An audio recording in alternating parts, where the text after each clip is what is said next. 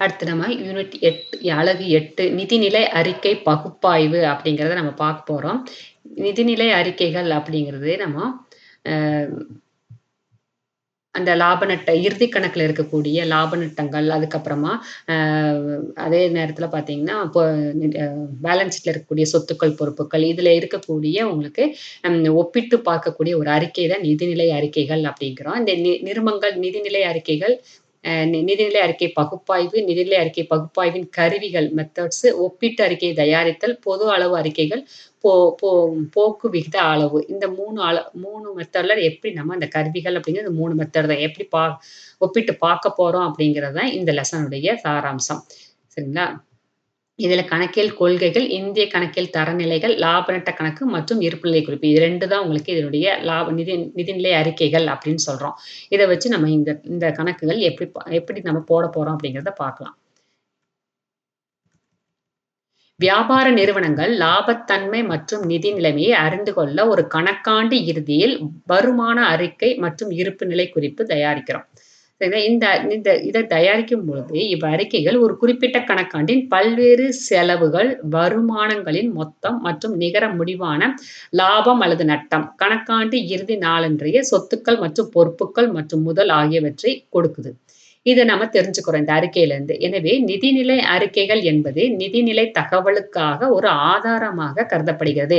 இருந்தபோதிலும் இவ்வறிக்கைகள் பல்வேறு இனங்களுக்கான தொடர்பு அல்லது 2 நாட்களுக்கு இடையிலான ஒரு தொடர்பு இனங்களுக்கு தொகையினை ஏற்படும் மாற்றத்தின் காரணங்கள் அல்லது அம்மாற்றத்தில் ஏற்படும் விளைவுகளை தருவது இல்லை.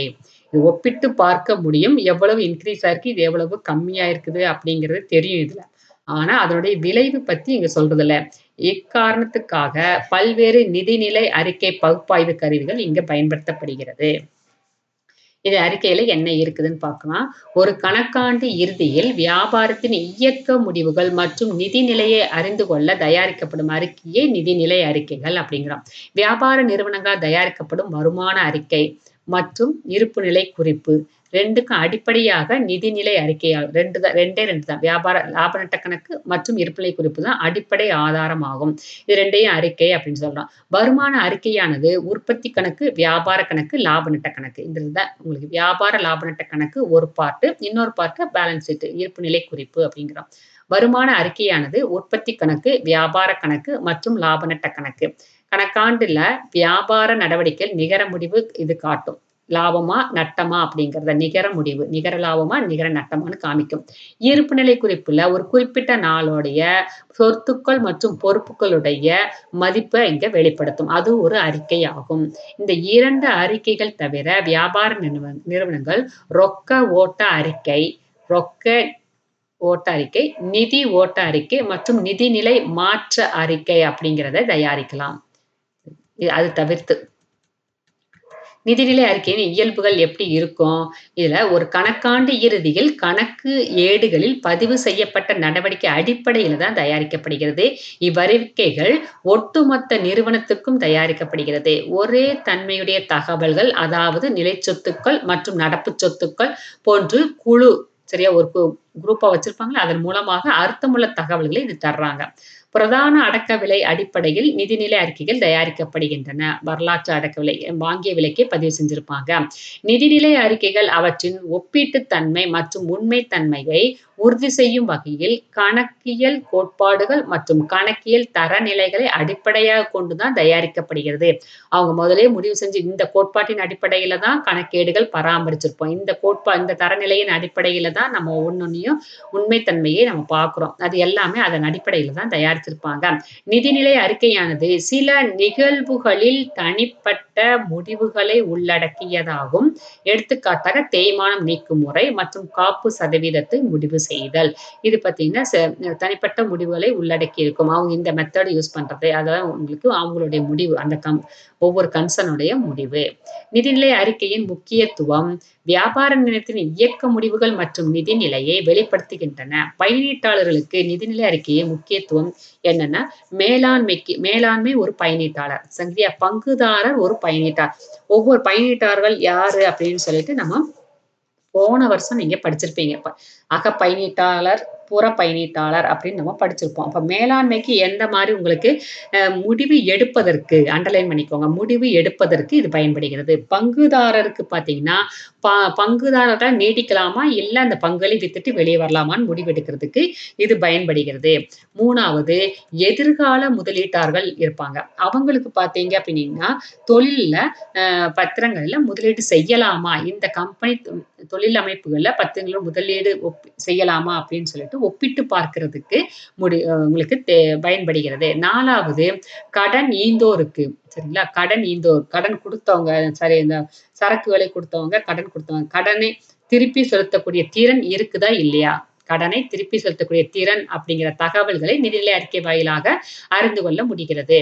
வங்கியருக்கும் அதேதான். சரியா? மேல்வரை பற்றுன்னு ஒண்ணு இருக்கும்ல. பிசினஸ் பண்ணணும்னா, கடன் மற்றும் மேல்வரை பற்று தொகைக்கு ஈடாக பிணையங்கள் போதுமானதாக உள்ளதா இந்த கம்பெனில அப்படின்னு அறிந்து கொள்வதற்கு வங்கியருக்கு இன்றியமையாததாக உள்ளது. அரசாங்கத்திற்கு என்னவாக இருக்கும்?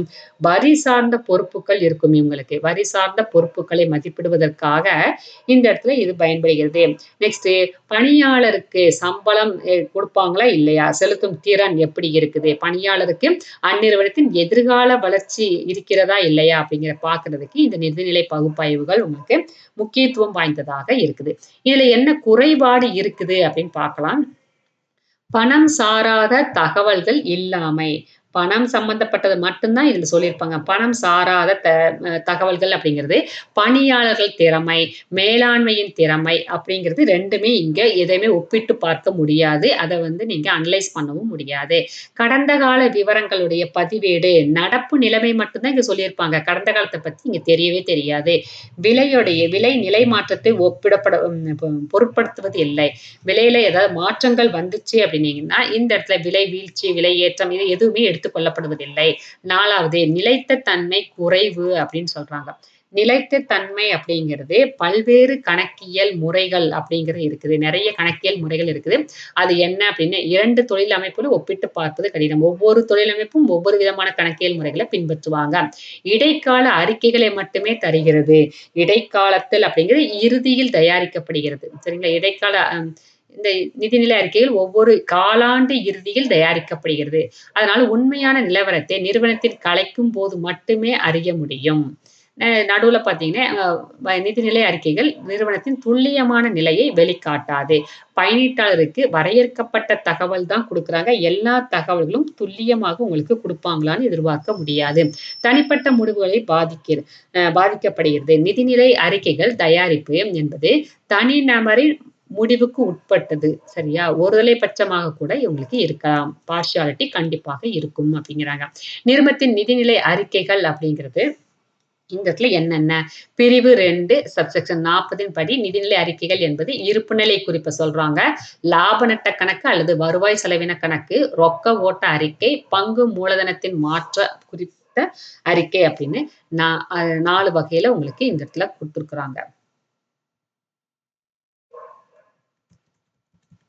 அதுக்கப்புறமா 2013 பிரிவு 129 1ன் படி நிதிநிலை அறிக்கைகள் நிறுவன நடவடிக்கையின் உண்மையான, நியாயமான நிலையை எடுத்துக்காட்டுவதற்காகவும், பிரிவு 133 அப்படிங்கிறது தரநிலைகள் படியும் இருக்க வேண்டும் என்பது கூறுகிறது. இந்த பிரிவு, இந்த இந்த இயர் எல்லாம் பார்த்தீங்கன்னா, கரெக்ட்டா பார்த்து வச்சுக்கோங்க. மேட்சிங்ல உங்களுக்கு வந்தாலும் வரும். அதனால கரெக்ட்டா பார்த்துக்கோ. மேலும் பிரிவு 129 1ன் படி நிதிநிலை அறிக்கைகள் இந்திய நிறுமச் சட்டம் 2013 பட்டியல் 3ல கொடுக்கப்பட்டுள்ள படிவத்தின்படியே தயாரிக்கப்பட வேண்டும் என கூறப்பட்டுள்ளது. இந்த 3ம் உங்களுக்கு இந்த ஃபர்ஸ்ட் வந்து பிரிவு 2 40ன்னு குடுத்துருக்காங்க. 2வது பார்த்தீங்கன்னா, பிரிவு 129 1ன்னு குடுத்துருக்காங்க. 3வது பார்த்தீங்கன்னா, 129 1ன்னு தான் குடுத்துருக்காங்க. இதன்படி பார்த்துக்கோ. கரெக்ட்டா பார்த்துக்கோ. நெக்ஸ்ட் பார்த்தீங்கன்னா, உங்களுக்கு படிவம். இந்த படிவம் என்னன்னு குடுத்துருக்காங்க. இந்த படிவத்தின்படி எப்படி நம்ம தயாரிக்கணும் அப்படிங்கிறத பார்க்கலாம். நிதிநிலை அறிக்கை பகுப்பாய்வின் பொருள். நிதிநிலை அறிக்கை காணப்படும் பல்வேறு விவரங்களுக்கு இடையேயான தொடர்பினை கண்டறிந்து, மதிப்பிட்டு, ஒப்பீடு செய்வது நிதிநிலை அறிக்கை பகுப்பாய்வு ஆகும். பல்வேறு விவரங்கள் அவங்களே குடுத்துருவாங்க. அத ஒப்பிட்டு பார்க்க தான் சொல்வாங்க. இந்த வணிக நிறுவனத்தின் செயல்பாடுகளையும், நிதிநிலையும் பிரித்து கொள்ளுவதற்கான ஒரு வழியாகும். இது பகுப்பாய்வு நோக்கத்திற்கு ஏற்ற வகையில் விவரங்களை மறுவரிசைப்படுத்துதல், கருவிகளை பயன்படுத்துதல், விவரங்களுக்கு இடையேயான தொடர்புகளை மதிப்பீடு செய்தல், பகுப்பாய்வு அடிப்படையில் முடிவுகளை அடைதல் ஆகியவற்றை உள்ளடக்கியதாகும். எனவே நிதிநிலை அறிக்கை பகுப்பாய்வு என்பது பகுப்பாய்வு மற்றும் அது குறித்த விளக்கம் அளித்தலை கொண்டதாகும். இது பார்த்தீங்கன்னா ஜஸ்ட் விளக்கம் மட்டும்தான். இது 2க்குள்ள இடைப்பட்ட என்ன உறவு, எந்த அளவுக்கு மாற்றங்கள் இருக்குது, எந்த அளவுக்கு அதிகமா இருக்கு, எந்த அளவுக்கு கம்மியா இருக்கு. இத மட்டும் தான் நம்ம இங்க பார்க்க போறோம். பகுப்பாய்வு என்பது கணக்கிடப்பட்ட தொகையை சோதனை செய்தல், சோதனை செய்தல் மற்றும் அவற்றுக்கு இடையேயான தொடர்பு உறவுமுறை ஏற்படுத்துதல் ஆகும். மேலும் இதன் செயல்பாடுகள் அல்லது மாற்றங்கள் ஏற்படுவதற்கான காரணங்களை கண்டறிவதற்கு ஒப்பீடு செய்வதை குறிக்கும். உய்த்துணர்தல் என்பது பகுப்பாய்வின் முடிவுகளை விவரித்தல் மற்றும் விளக்குதலை குறிக்கும். இதுல என்ன நோக்கத்துக்காக இதை தயார் பண்றோம்? வருவாய் ஈட்டும் தன்மை மற்றும் லாபம் ஈட்டும் திறன் ஆய்வு செய்யறதுக்காக, நீண்ட கால மற்றும் குறுகிய கால கடனை திருப்பி செலுத்த முடியுமா அப்படின்னு பார்க்கறதுக்காக, சொத்துக்கள் பயன்படுத்துவதிலும் செயல்பாடுகளில் அதனுடைய ஆற்றல் எப்படி இருக்குதுன்னு தீர்மானிப்பதற்காக, நிர்வாகம் மற்றும் பணியாளரின் திறமையை தீர்மானிப்பதற்காக, உற்பத்தி மற்றும் விற்பனை போக்கு எப்படி இருக்குது, எதிர்கால முன்கணிப்புக்கு, அதுக்கப்புறம் நிறுவனத்துக்கு உள்ளேயும் பிற நிறுவனத்துக்கும் ஒப்பிட்டு பார்க்கிறதுக்கு இந்த அறிக்கைகள் தயாரிக்கப்படுகிறது. இதுல என்ன குறைபாடுகள் இருக்குது அப்படின்னு பார்த்தீங்கன்னா, பணம் சாராத தகவல்கள் இதுல இல்ல. புறக்கணிக்கப்படுகிறது.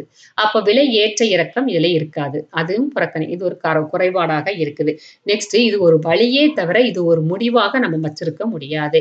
நிதிநிலை அறிக்கை பகுப்பாய்வு செய்ததுல நிபுணத்துவம், அறிவு தேவையாகும். ஒரு தனிப்பட்ட ஒரு திறமை கண்டிப்பாக இருக்கணும். அதுக்கப்புறம் பார்த்தீங்கன்னா, இதனுடைய கருவிகள் என்ன அப்படிங்கிறத பார்க்கலாம். மெத்தட்ஸ். ஒப்பீட்டு அறிக்கை ஃபர்ஸ்ட் ஒன். ஒப்பீட்டு அறிக்கை அப்படிங்கிறது 2 அல்லது அதற்கு மேற்பட்ட ஆண்டுகளின் நிதிநிலை அறிக்கையை காணப்படும் பல்வேறு தனிப்பட்ட விவரங்களுடைய நிகர உயர்வு மற்றும் குறைவு. சரியா? ஏற்ற இறக்கம் மட்டும் இந்த அறிக்கையில நம்ம பார்க்க போறோம். ஒப்பீட்டு அறிக்கை ஃபர்ஸ்ட் ஒன். இந்த 4 அறிக்கை குடுத்துருக்காங்க. அந்த 4 அறிக்கையில ஃபர்ஸ்ட் ஒன் வந்து பார்த்தீங்கன்னா, ஏற்ற இறக்கம். நிதிநிலை அறிக்கையில இருக்கக்கூடிய ஏற்ற இறக்கம். இது பல்வேறு காலங்களின் உண்மையான தொகையும், அந்த தொகையின் உயர்வு மற்றும் குறைவின் அறுதித்திட்ட தொகையும் மற்றும் உயர்வினை அல்லது குறைவினை சதவீதத்திலும் காட்டப்படும். 2வது பார்த்தீங்கன்னா, பொது அளவு அறிக்கை அப்படின்னு சொல்றோம். இந்த பொது அளவு அறிக்கை சில பொதுவான அடிப்படையான பல்வேறு விவரங்களின் தொடர்பினை காட்டுவதாகும். பொதுவாக அடிப்படையில பல்வேறு விவரங்களுடைய தொடர்பை காட்டுவதாகும்.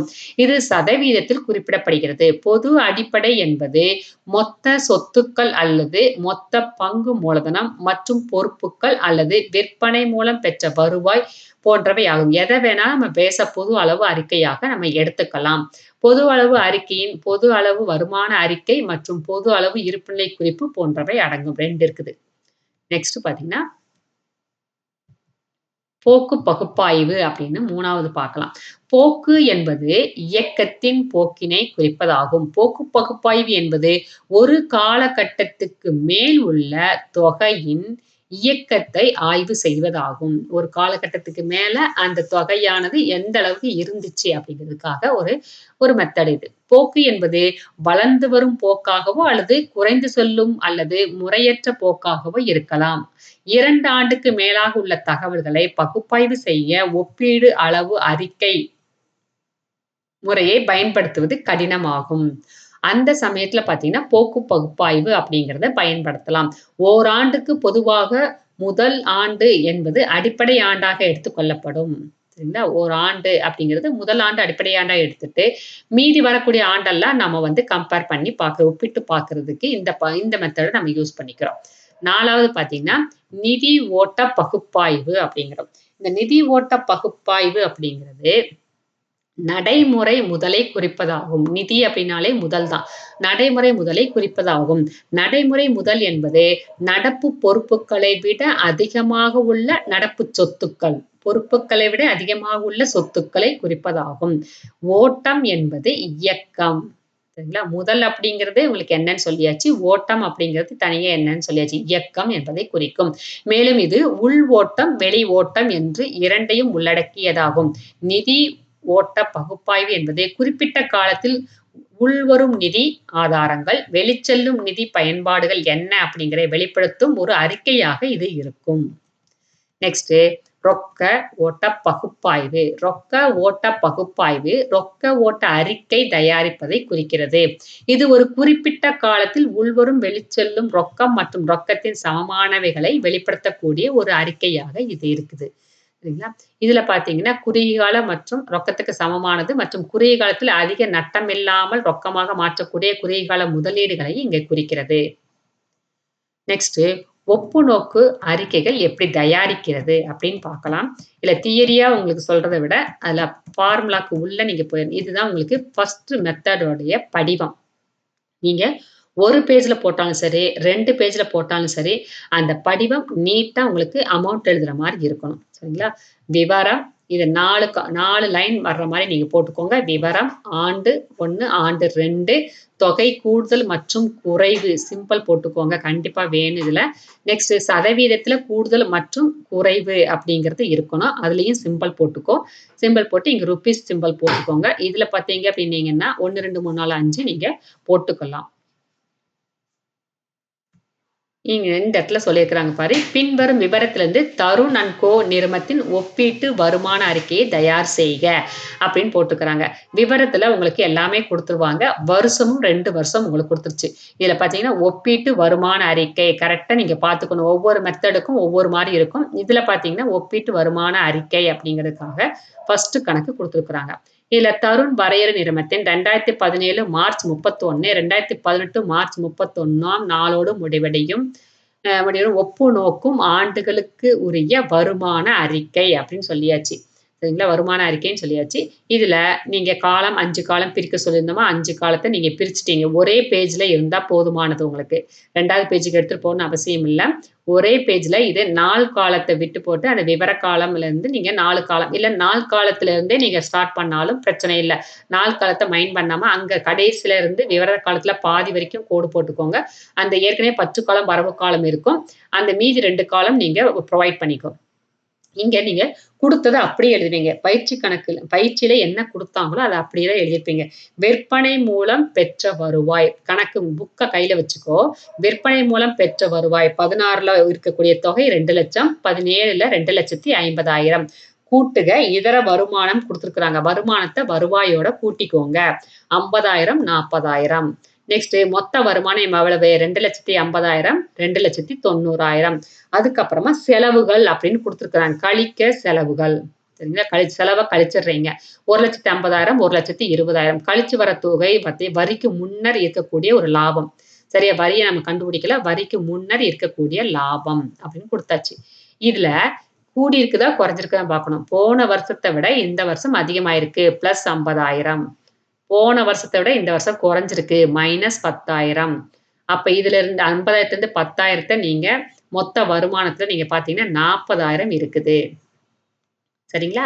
அதுக்கப்புறமா இங்க செலவுகள் பார்த்தீங்கன்னா கம்மியா இருக்கு. எவ்வளவு? மைனஸ் 30,000 அப்ப இதுலருந்து இந்த இதுலருந்து இத பார்த்தீங்கன்னா 70,000 சரிங்களா? கூட்டி நீங்க பிளஸ் சிம்பல் போட்டுக்கிறீங்க. 70,000 40 30 70 கோட்டிங். நெக்ஸ்ட் பார்த்தீங்கன்னா, இந்த பக்கம் சதவீதத்துல சொல்லியிருக்கிறாங்க. சதவீதம் அப்படிங்கிறது கீழ உங்களுக்கு சொல்லியிருப்போம். பாரு. Base year. பேஸ்ல பார்த்தீங்கன்னா, உங்களுக்கு 2,00,000 எடுத்தாச்சு. இந்த 2,00,000 2016 16 17ல 2,00,000 எடுத்துட்டு 2,00,000 இங்க 50,000 உங்களுக்கு வந்திருக்கு. இந்த 50,000 டிவைடட் பை 2,00,000 இன்டு 100 சரிங்களா? 25% இந்த இடத்துல 25 பிளஸ் 25ன்னு குடுத்துருக்காங்க. இதே இது உங்களுக்கு அடுத்தது பார்த்தீங்கன்னா, இந்த இடத்துல 10,000 இல்லையா? 10,000 divided by 50,000 10,000 divided by 50,000 into 100 போட்டுக்கோ. Next 40,000 divide by 2,50,000 into 100 30,000 divide by 1,50,000 into 100 70,000 into 1,00,000 into 100 ஒவ்வொன்னுக்கும் நீங்க ஒரு கணக்குக்கு கீழ எல்லாத்தையும் நீங்க போட்டு வச்சிருந்தா மட்டும்தான் புரியும். இன்னைக்கு நீங்க போட்டு முடிச்சிருவீங்க சம்ல இருக்கிற மாரி. ஆனா பின்னாடி உங்களுக்கு புரியாது. அதனால நீங்க கண்டிப்பா எல்லாத்தையும் போட்டு தான் ஆகணும். சரிங்களா? போட்டீங்க அப்படின்னீங்கன்னா, இந்த சதவீதம் உங்களுக்கு கிடைக்கும். சதவீதம் அப்படின்னு எழுத தேவையில்ல. மேல சதவீதம் சொல்லியாச்சு. சதவீதத்துடைய பிளஸ் மைனஸ் சிம்பல் மட்டும் நீங்க போட்டா போதுமானது. சரிங்களா? இப்ப இந்த இடத்துல நீங்க பார்த்தாலே புரியும். இத விட இது ஒவ்வொன்னையும் நீங்க போட்டிருக்கிறீங்க. இதுலேருந்து இதுல 50,000 இதுலேருந்து இது 40,000 சாரி இதுலேருந்து இத கழிச்சீங்க 10,000 உங்களுக்கு கம்மியா இருக்கு. அதனால மைனஸ் போட்டிருக்கிறீங்க. இதுலேருந்து இதுல பார்த்தீங்கன்னா அதிகமா இருக்கு. பிளஸ் 40,000 போட்டிருக்கிறீங்க. இதுலேருந்து இது பார்த்தீங்கன்னா கம்மியா இருக்கு. மைனஸ் 30,000 இதுலேருந்து இது 70,000 அதிகமா இருக்கு. அதனால பிளஸ் 70,000 இதுலேருந்து கழிச்ச தொகை கூட்டுன தொகை கிடையாது. இதுலேருந்து மாற்றிய தொகை. சரியா? தொகையோடைய கூடுதல், குறைவு. அது அந்த அமௌண்ட் தான் போட்டுக்கிறீங்க. எப்படி வந்துச்சு ஈஸியான சம். அதே நேரத்தில நீங்க தப்பு செய்யக்கூடிய சம் இதுதான். அதனால தெளிவா பார்த்துட்டு பெர்சன்டேஜ் எப்படி போட்டீங்களோ, அத இங்க கீழ எல்லாத்தையும் நீங்க போட்டு வச்சிருக்கணும். எல்லாத்தையும் வரிசையா போட்டு வைங்க. சரிங்களா? ஒவ்வொன்னையும் நீங்க வரிசையா ஒரே லைன்ல நீங்க போட்டு முடிச்சிரலாம். 2 எடுத்துக்காட்டு 2 பின்வரும் விவரத்திலிருந்து அப்துல் வரையறை நிறுவனத்தின் ஒப்பீட்டு வருமான அறிக்கை தயார் செய்க. அந்த ஒப்பீட்டு வருமான அறிக்கை அப்படிங்கிறது இந்த ஃபர்ஸ்ட் சம் மாரியே தான். விற்பனை மூலம் பெற்ற வருவாய், இதர வருமானம் 2யும் கூட்டிட்டு செலவ கழிச்சிடணும். கழிச்சு வர தொகை பார்த்தீங்கன்னா, கழிவுக்கு முன்னாடி உள்ள லாபம். அந்த வருமான வரிக்கு முன்னாடி உள்ள லாபம். அப்ப வருமான வரி அப்படிங்கிறத உனக்கு குடுத்துருக்காங்க புதுசா. அந்த வருமான வரிய நம்ம எப்படி கால்குலேட் பண்றது அப்படிங்கிற மாதிரி இங்க பார்க்க போறோம். இந்த 2 வருஷம் குடுத்தாச்சு. அது இருக்கக்கூடிய தொகைய நம்ம எழுதிட்டோம். வருவாய் குடுத்துருக்குறாங்க. பிளஸ் வருமானம் குடுத்துருக்குறாங்க. கூட்டிட்டு செலவ நீங்க கழிச்சுட்டீங்க. கழிச்சுட்டு வரக்கூடிய தொகை வருமான வரிக்கு முன்னர் உள்ள லாபம். அதுல 30% சொன்னாங்களா? 30% 2க்குமே 30% தான் குடுத்துருக்குறாங்க. இங்கேயும் 30, இங்கேயும் 30. ஸோ 30% எவ்வளவு அப்படின்னு கண்டுபிடிக்கணும் நீங்க. 30% அப்படிங்கிறது சரிங்களா?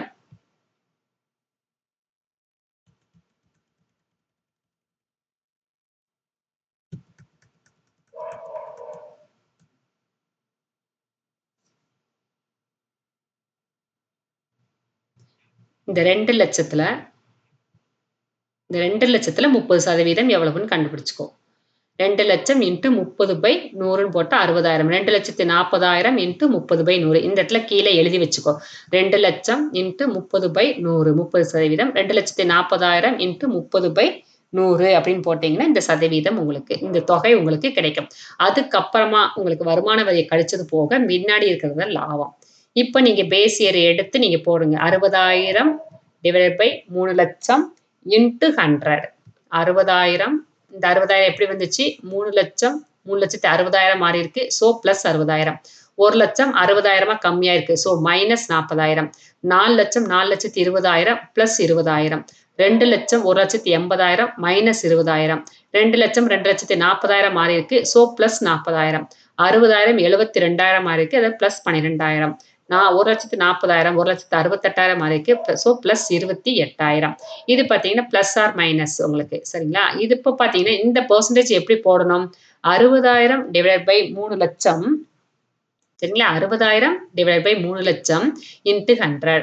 40,000 divided by 1,00,000 into 100. 20,000 divided by 4,00,000 into 100. 20,000 divided by 2,00,000 into 100. 40,000 divided by 2,00,000 into 100. 12,000 divided by 60,000 into 100. 28,000 divided by 1,40,000 into 100. அதுல பிளஸ் ஆர் மைனஸ் சிம்பல் இல்ல இருக்கிற சிம்பல் அப்படியே நீங்க இங்க போடுவீங்க. இத சம்முக்கு கீழ நீங்க எழுதியிருக்கணும். எடுத்துக்காட்டு நீங்க நோட்ல போடும்போது கண்டிப்பா எழுதியிருக்கணும். எடுத்துக்காட்டு 3. இதுவும் ஒப்பீட்டு வருமான அறிக்கை தான் உங்களுக்கு. 2015, 16, 2016, 17 வருவாய், இயக்க செலவு குடுத்துருக்காங்க. வருமானம் குடுக்கல உங்களுக்கு. டைரக்ட்டா இயக்க செலவ கழிச்சு, வருமான வரிக்கு முன் உள்ள லாபத்துல 20, 50ன்னு குடுத்துருக்காங்க. ஒரே மாரி குடுக்கல, மாத்தி குடுத்துருக்காங்க. இப்ப நீங்க எப்பவும் போல வருவாய், இதர வருமானம்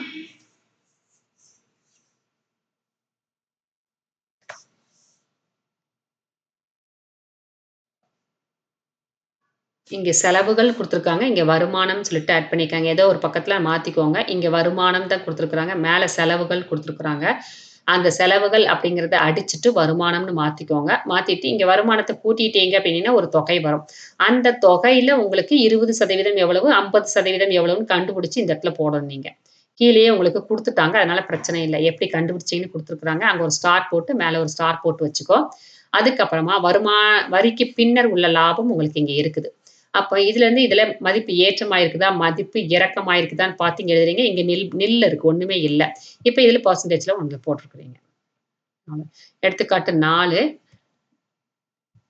சந்திரா நிறுவனத்தின் பின்வரும் இருப்புநிலை குறிப்பு வந்து 2016 மார்ச் 31 மற்றும் 2017 மார்ச் 31 முடிவடையும் ஆண்டுக்குரிய ஒப்பீட்டு இருப்பு நிலை குறிப்பு தயார் செய்க.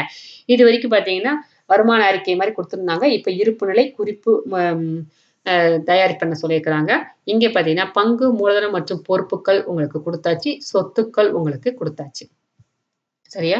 பொறுப்புகளும், சொத்துக்களும் தனித்தனியா உங்களுக்கு குடுத்துருக்காங்க. டேலி பண்ணி குடுத்தாச்சு.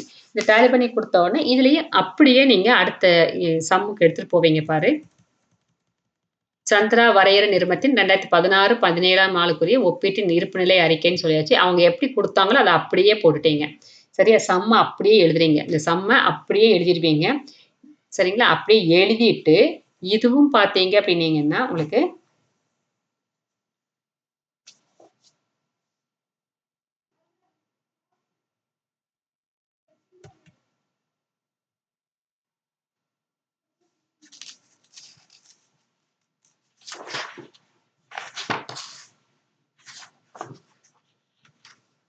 போன சம்ல இருக்கிற மாரியே தான் இந்த சம்லயும். இது என்ன பண்ணியிருக்கிறாங்க, இது வந்து இது ஏற்றமா இருக்குதா, இறக்கமா இருக்குதான்னு பார்த்து இத போட்டுருவீங்க. சரிங்களா? போன போன சம்ல போட்ட மாரியே தான் இதுலயும் உங்களுக்கு ஏற்றம், இறக்கம் பிளஸ் ஆர் மைனஸ் சிம்பல் போட்டுருக்கிறீங்க. இதுல பார்த்தீங்க அப்டின்னா, சதவீதத்துல பார்த்துருக்கிறீங்க. சதவீதம் அப்படிங்கிறது இங்க எப்படி போடணும் அப்படிங்கிறது தெரியும். 1,60,000 divided by 100 into sorry 1,00,000 into 100 அதுல போட்டீங்கல்ல உங்களுக்கு சதவீதம். அதே மாரி தான் இங்கேயும் சதவீதம் ஒவ்வொன்னுக்கும் நீங்க போடுவீங்க. பேஸ் இயர் வச்சு நீங்க எப்பவும் போல போட்டு கொண்டு வருவீங்க. நெக்ஸ்ட் எடுத்துக்காட்டு 5 ஒப்பீட்டு இருப்புநிலை குறிப்பு தான் உங்களுக்கு இதுவும். பிளாட்டிங் இந்த மாதிரி இருக்கும். பங்குதாரர் நிதி, பங்கு முதல் காப்பும் மிகுதியும், நீண்டகால பொறுப்பு, நீண்டகால கடன் இப்படி வரிசையா குடுத்துருக்காங்க மொத்தமா. அத அப்படியே நீங்க போட போறீங்க. இதுல இருக்கிறத அப்படியே போட்டு இதையும் ஒப்பிட்டு பார்க்க போறீங்க. இதுவும் அதே சம்மு தான். அப்படியே பேஸ் இயர வச்சு ஒப்பிட்டு பார்த்துருவீங்க. பிளஸ் ஆர் மைனஸ் சிம்பல் போட்டு நீங்க கொண்டு வந்துருவீங்க பாரு. 2,00,000ல 2,50,000 50,000 அதிகமா இருக்கு. 50,000 50,000 ஒண்ணுமே இல்ல. இங்க 30,000 60,000 மாறி இருக்குது. பிளஸ் 30,000 சரிங்களா? அப்ப 30,000 டிவைடட் பை 30,000 இன்டு 100 சரிங்களா? 100% உங்களுக்கு வரும். அப்படி போட்டுருக்காங்க. ஒவ்வொன்னையும் நீங்க கம்பேர் பண்ணி உங்களுக்கு போட்டுருக்கிறீங்க. இது இந்த சம் வரைக்கும் ரொம்ப ஈஸியானது உனக்கு. நெக்ஸ்ட் வந்து பொது அளவு அறிக்கை தயாரித்தல். அடுத்த மெத்தட் இது. இதுவரைக்கும் ஒரு மெத்தட் அது எப்படி மாறுச்சு அப்படிங்கிறத மனசுல வச்சுக்கோங்க. ஒப்பீட்டு அறிக்கை, இருப்புநிலை குறிப்பு தயார் செய்றது எப்படி, ஒப்பீட்டு வருமான அறிக்கை தயார் பண்ணது எப்படி அப்படின்னு சொல்லிட்டு 2 விதத்துல பார்த்துருக்குறோம் ஒப்பீட்டு அறிக்கைய.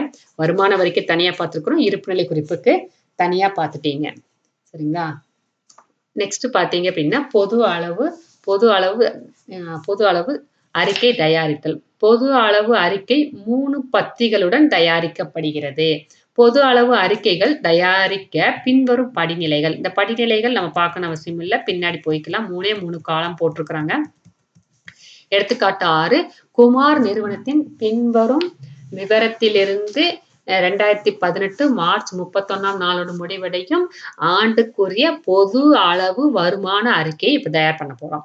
விற்பனை மூலம் பெற்ற வருவாய் 5 லட்சம், இதர வருமானம் 20,000, செலவு அப்படிங்கிறது 3 லட்சம். இத வந்து குமார் நிறுவனத்துல 2018 மார்ச் 31ஆம் நாளோடு முடிவடையும் ஆண்டிற்கான பொது அளவு வருமான அறிக்கை. கீழ பாரு 3 காலம் குடுத்துருக்குறாங்க. விற்பனை மூலம் பெற்ற வருவாய்.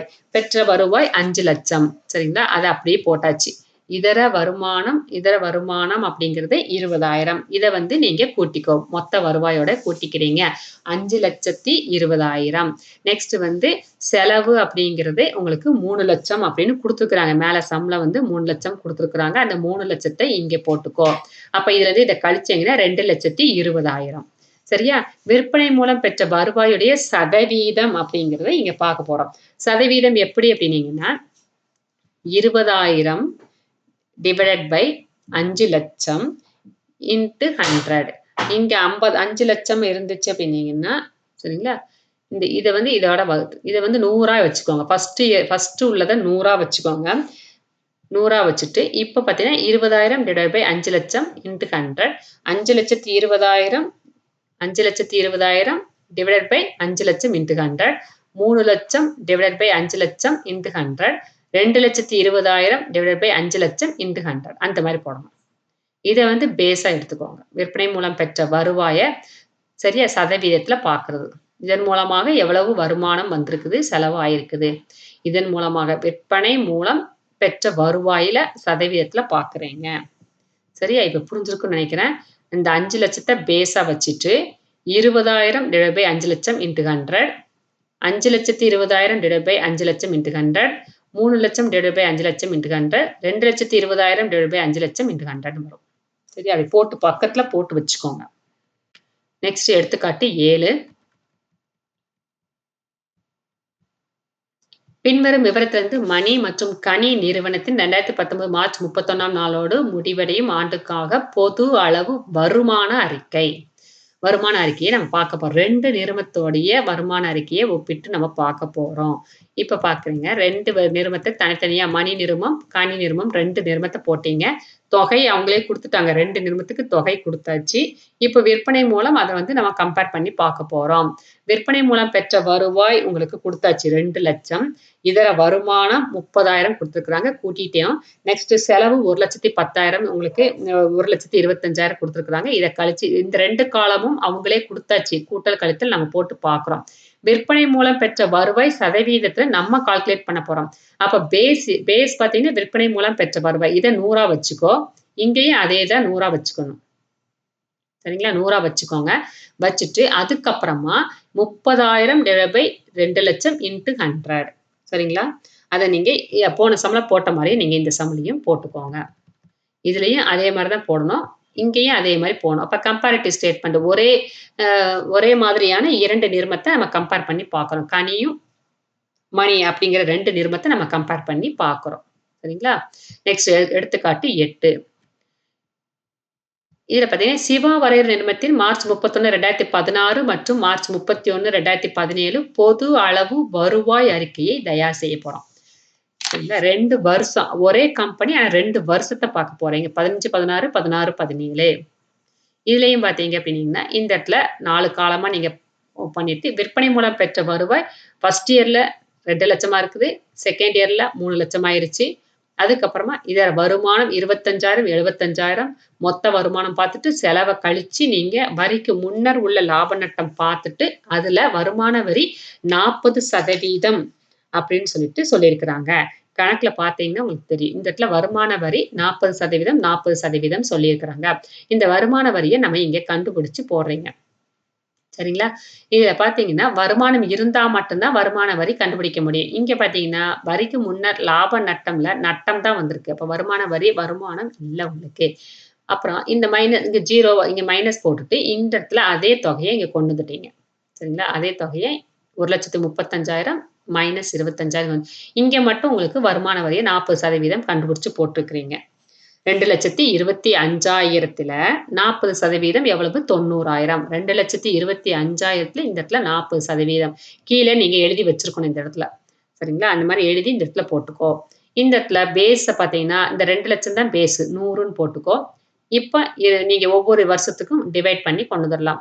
100ன்னு போட்டாச்சு. 25,000 / 2,00,000 × 100 அப்படி இப்ப ஒவ்வொன்னுக்கும் அதே மாரி பேஸ் இயர வச்சு இங்கேயும் நீங்க போடணும். சரிங்களா? எடுத்துக்காட்டு 9. இப்ப வருமான அறிக்கைக்கு பதிலா இருப்புநிலை குறிப்பு. பொது அளவுல இருப்புநிலை குறிப்பு. ஒவ்வொன்லயும் 2 வருது. வருமான அறிக்கை 1, இருப்புநிலை குறிப்பு 1. ஃபர்ஸ்ட் ஒப்பீட்டு அறிக்கையில வருமான அறிக்கை, இருப்புநிலை குறிப்பு. இப்ப பொது அளவுல வருமான அறிக்கை முடிஞ்சிருச்சு. இப்ப இருப்புநிலை குறிப்பு. இந்த இடத்துல பொறுப்புகள், சொத்துக்கள் 2மே குடுத்துருக்காங்க. இப்ப நீங்க பார்க்க போறீங்க பாரு. மேல பார்த்தீங்கன்னா, மரியா வரையறு நிறுவனத்தின் 2018 மார்ச் 31ஆம் நாளைய பொது அளவு இருப்புநிலை குறிப்பு. பங்கு மூலதனம் மற்றும் பொறுப்புகள் அவங்க அப்படியே குடுத்துருக்காங்க. சொத்துக்கள் குடுத்துருக்காங்க. இதுல பார்த்தீங்க அப்படின்னா, இந்த மொத்தத்த தான் பேஸா எடுக்கிறீங்க. 100 அப்படின்னு சொல்லிட்டு மொத்தத்த பேஸா எடுத்திருக்கிறீங்க. மொத்தம் அப்படிங்கிறது 8,00,000. இந்த 8,00,000த்த பேஸா 2லயும் 100, 100ன்னு போட்டாச்சு பாரு. இப்ப பார்த்தீங்க அப்படின்னீங்கன்னா, 4,00,000 4,00,000 / 8,00,000 × 100 சரியா? 4,00,000 / 8,00,000 × 100 3,20,000 / 8,00,000 × 100 80,000 / 8,00,000 × 100 நெக்ஸ்ட் வந்து 6,00,000 / 8,00,000 × 100 2,00,000 / 8,00,000 × 100 ஒவ்வொன்னுக்கும் இதத்தான் பேஸா எடுத்துக்கிறீங்க. சரியா? மொத்தத்த பேஸா எடுத்துக்கிட்டீங்க இதுல. இப்ப 2 நிறுமத்துல சர்மிளான்னு ஒரு நிறுமத்துக்கும், சங்கீதா அப்படிங்கிற நிறுமத்துக்கும் கம்பேர் பண்ணி பார்க்க போறீங்க. ஒரு நிறுமத்துக்கு மட்டும் நம்ம பார்த்தோம். இப்ப 2 நிறுமத்துக்கு பார்க்க போறீங்க. சரிங்களா? இதுலயும் உங்களுக்கு சொத்துக்கள், பொறுப்புகள் குடுத்தாச்சு. இந்த இடத்துல சர்மிளாவுடைய சொத்து, பொறுப்பு இங்க எழுதியாச்சு. சங்கீதாவுடைய சொத்து, பொறுப்பு இங்க எழுதியாச்சு. எழுதிட்டு இந்த மொத்தம் இருக்குல்ல அதுதான் பேஸ். 100ன்னு போட்டாச்சு. இங்கேயும் சொத்துக்களுடைய மொத்தம் 100ன்னு போட்டாச்சு. இங்கேயும் அதே மாரி 100, 100ன்னு போட்டாச்சு. இங்க இதுவரைக்கும் கோடு இழுத்துக்கோங்க. பாதியில நிப்பாட்டி வச்சிருக்காங்க. கோட இழுத்துக்கோங்க. இப்ப இத பேஸா பார்க்கணும். 5,00,000 divided by 10,00,000 into 100. 4,00,000 divided by 10,00,000 into 100. 1,00,000 divided by 10,00,000 into 100.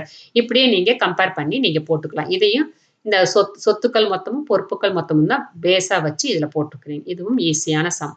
எடுத்துக்காட்டு 11. நெக்ஸ்ட் பொது அளவு நிலை அறிக்கையில அதே இது 2 இயருக்கு ஒரே நிறுமத்துடைய 2 வருஷத்துக்கு 17 ஸ்டேட்மெண்ட் குடுத்துருக்காங்க. 18 ஸ்டேட்மெண்ட் குடுத்துருக்காங்க. நீங்க கம்பேர் பண்ணி பார்க்கணும். இதுவும் பொறுப்புகள் குடுத்தாச்சு, சொத்துக்கள் குடுத்தாச்சு. இப்ப எப்பவும் போல நீங்க பொறுப்புகளும், சொத்துக்களும் எழுதிட்டீங்க 2 வருஷத்துக்கு. 17 இங்க எழுதியிருக்கிறீங்க. 18 இங்க எழுதியிருக்கிறீங்க. சரிங்களா? 2யும் இப்படி எழுதியிருக்கிறீங்க. இப்ப அதே தான் உங்களுக்கு மொத்தத்த 100ஆ எடுத்துக்கிட்டீங்க. பொறுப்புகளுடைய மொத்தத்த 2 வருஷத்துக்கு 100ஆ எடுத்துக்கிட்டீங்க. அதே இது சொத்துக்கள் பார்த்தீங்கன்னா 2 வருஷத்துக்கும் 100ஆ எடுத்துக்கிட்டீங்க. அதே இதுதான். ஃபர்ஸ்ட் சம் பார்த்தீங்கன்னா, ஒரு கம்பெனியுடைய அந்த 1 வருஷத்துக்கு பார்த்தீங்கன்னா, பொது அளவு அடிப்படையில எடுத்தீங்க. 2வது பார்த்தீங்கன்னா 2 கம்பெனி. 3வது பார்த்தீங்கன்னா, ஒரு கம்பெனியுடைய 2 வருஷம். சரிங்களா? இத வந்து கம்பேர் பண்ணி போட்டீங்க. நெக்ஸ்ட் பார்த்தீங்கன்னா, போக்கு போக்கு பகுப்பாய்வு. போக்கு பகுப்பாய்வு அப்படிங்கிறது அடுத்த மெத்தட். கொடுக்கப்பட்ட ஆண்டுகளில் முதலாவது ஆண்டை அடிப்படையாக ஆண்டாக கொள்ள வேண்டும். அடிப்படை ஆண்டு எண்ணாக 100 அப்படின்னு எடுத்துக்கணும். அடிப்படை ஆண்ட ஒரு எண்ணா 100ஆக வச்சு நம்ம போடணும். பார்க்கலாம். எடுத்துக்காட்டு 12. பின்வரும் விவரத்திலிருந்து குறிஞ்சி வரையறு நிறுவனத்தின் போக்கு சதவீதங்களை கணக்கிடுக. 3 வருஷத்துல குடுத்துருக்காங்க. ஆயிரங்களில் அப்படின்னு குடுத்து 3 வருஷத்த குடுத்துருக்காங்க. இந்த 3 வருஷத்துலயும் பார்த்தீங்க அப்படின்னீங்கன்னா, எல்லா டீட்டெயில்ஸும் உங்களுக்கு குடுத்தாச்சு. விற்பனை மூலம் பெற்ற வருவாய், வருமானம், செலவு. இந்த 3 குடுத்துருக்காங்க.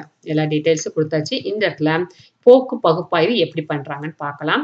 இதுல பார்த்தீங்கன்னா 6 காலம் குடுத்துருக்காங்க. 3 வருஷம் அதே மாரி போக்கு சதவீதமும் 3 வருஷத்துல நீங்க எடுக்கணும். அப்ப 6 காலம் ஒரு பேஜ்ல கரெக்ட்டா போட முடியுமா? சின்ன சின்னதா அழகா நீட்டா போடணும். கடைசி வரைக்கும் கோடு இழுத்துக்கோங்க. தப்பில்ல. பாதியிலே நிப்பாட்டி விட வேண்டாம். இப்ப பார்த்தீங்கன்னா, இதுல 3 வருஷத்துக்கும் உங்களுக்கு அப்படியே நீங்க சம்பளம் குடுத்தத அப்படியே எடுத்துக்கோங்க. பெற்ற வருவாய் குடுத்துருக்காங்க. கூட்டுக இதர வருமானம் கூட்டிக்கோ, கழிக்க செலவுகள் கழிச்சுக்கோ, லாபம் உங்களுக்கு கிடைச்சிரும். இத நம்ம போட்டுக்கலாம். இப்போ பேஸ் பார்த்தீங்கன்னா, முதல் வருஷத்த எல்லாத்தையுமே 100ன்னு போட்டுருங்க. சரிங்களா? 2015, 16 எல்லாமே 100ன்னு போட்டுருவீங்க. 2வது பார்த்தீங்கன்னா 110 இந்த இடத்துல பார்த்தீங்கன்னா, உங்களுக்கு எப்படி கொண்டு வரணும் அப்படிங்கிறத பார்க்கலாம். எப்படி கொண்டு வர போறீங்க அப்படிங்கிறது இந்த இடத்துல பார்க்கலாம். 120 பேஸா வச்சுக்கணும்.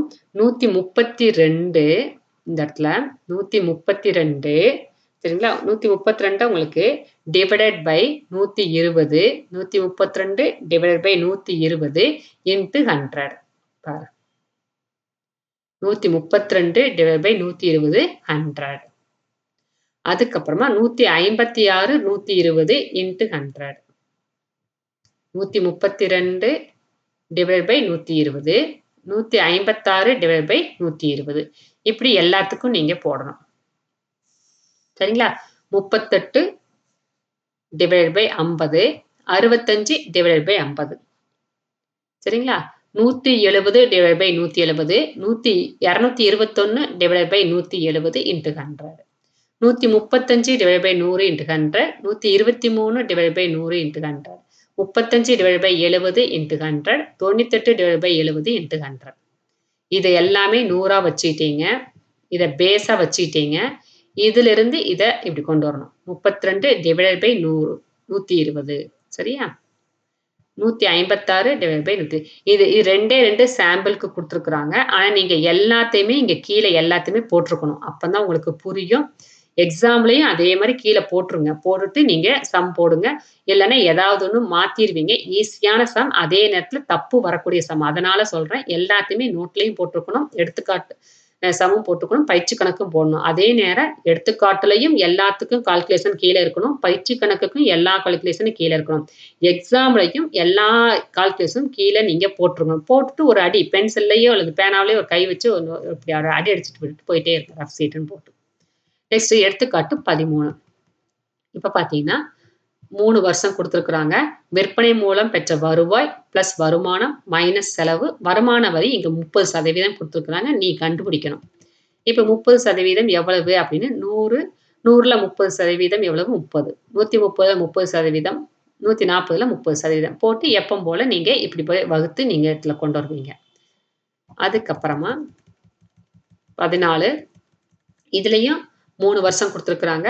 வருமானம், வருவாய் பிளஸ் வருமானம் மைனஸ் செலவு, வருமான வரி 40% குடுத்துருக்குறாங்க. நீங்க 40% நீங்க கண்டுபிடிச்சுக்கலாம். சரியா? கண்டுபிடிச்சு அதுக்கப்புறமா வரிக்கு பின்னர் உள்ள லாபம். இதுல எல்லாத்தையும் கோடு போட்டுக்கோங்க. நடுவுல கோடு போட்டுக்கோங்க. கோடு போட்டீங்கன்னா தான் நீட்டா இருக்கும். அதனால நீங்க கோடு போட்டுக்கோங்க. போட்டு அதே சம்மு தான் உங்களுக்கு. இதுல பிரச்சனை இல்ல உங்களுக்கு. வருமானத்த கூட்டி, செலவ கழிச்சு, வரிக்கு முன்னர் உள்ள லாபத்த கண்டுபிடிச்சு, இதுல 40% எவ்வளவு அப்படிங்கிறத இங்க இடத்துல போட்டிருக்கிறீங்க. போட்டுட்டு அப்புறமா பேஸ் இயரா வச்சு, அதுக்கப்புறம் வகுத்து கொண்டு வந்து சதவீதத்த இங்க போட்டிருக்கிறீங்க. எடுத்துக்காட்டு 15 வாழை வரையற நிறுவனத்தின் போக்கு பகுப்பாய்வு கணக்கிடுக. 3 வருடம் குடுத்துருக்குறாங்க. சொத்துக்கள் குடுத்துருக்குறாங்க. பொறுப்புக்கள் குடுத்துருக்குறாங்க. சரிங்களா? இத எப்படி போடுவீங்க அப்படிங்கிறத பார்க்கலாம். இதுல பார்த்தீங்கன்னா, சொத்துக்கள், பொறுப்புக்கள் அப்படியே போட்டு, ஃபர்ஸ்ட் இயர் தான் பேஸ் இயர் அதே மாரி வச்சு, இத வந்து 275 divide by 250 into 100. 300 divide by 250 into 100. அதே மாரி நீங்க போடுவீங்க. நெக்ஸ்ட் பார்த்தீங்கன்னா, எடுத்துக்காட்டு 16. அதே மாரி சொத்துக்கள், பொறுப்புக்கள் அதே மாரி பேஸ் இயர் வச்சு போடுவீங்க. இதே சம் தான். நெக்ஸ்ட் பார்த்தீங்கன்னா, இந்த இடத்துல பார்த்தீங்கன்னா புரியும். எல்லாமே பேஸ் பார்த்தீங்கன்னா, ஒரே மாரி இருக்கும் பாருங்க. ஃபர்ஸ்ட் இயர பேஸ் இயரா வச்சுட்டாங்க. இதோட உங்களுக்கு இந்த லெசன் முடிஞ்சிருச்சு. ஈஸியான சின்ன லெசன் உங்களுக்கு. சரிங்களா? ஒரே நாள்ல நீங்க நோட்ல போட்டுறலாம்.